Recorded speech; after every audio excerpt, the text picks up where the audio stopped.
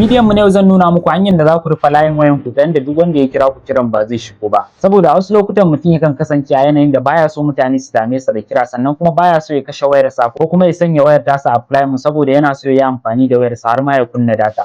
To amma kafin na nuna muku wannan code din, ina neman alfarman ku da ku je YouTube channel na ku danna mana alamar subscribe tare da danna alamar kararrawa domin samun bidiyoyin mu da zaran mun dora. Abinda kawai za ku yi shine za ku shiga cikin profile dina, bayan ya bude muku ga wannan link ne sai ku taba sa, bayan ya bude ga YouTube ne sai ku taba, zai kai ku YouTube dina direct. Sai ku daure ku mana subscribe domin kara mana kwarin gwiwa. Dalilin da yasa muke cewa ku mana subscribe shine shi wannan subscribe din abu ne da zai kara mana kwarin gwiwa tare da kin cewa bidiyoyin da muke yi kuna gani kuma yana amfanarwa. Sannan kuma shine zai ba mu kwarin gwiwa mu ci gaba da kawo muku bidiyoyi masu amfani da wannan. Mu je cikin wannan bidiyon. Domin rufe lamban ka ta yanda duk wanda ya kira ka kiran ba zai shigo wayar ka ba, abu na farko da zaka fara yi shine zaka shiga cikin dialing call ɗinka.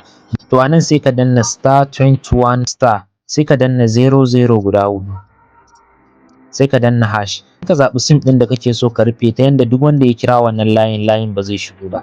To bari mu yi amfani da sim 1. To kun gani gashi nan call forwarding registration was successful. To yanzu mun kulle wannan layin kenan ta yanda duk wanda ya kira mu kiran ba zai shigo wannan layin ba. So idan kuma kana so ka buɗe layin ka ta yanda idan an kira ka za a same ka, sai ka danna *21# sai ka danna calling akan wannan layin da ka rufe. To kun ga gashi nan call forwarding service has been disabled, yanzu mun disable din tsarin nan kenan. Yanzu idan an kira mu za a same mu.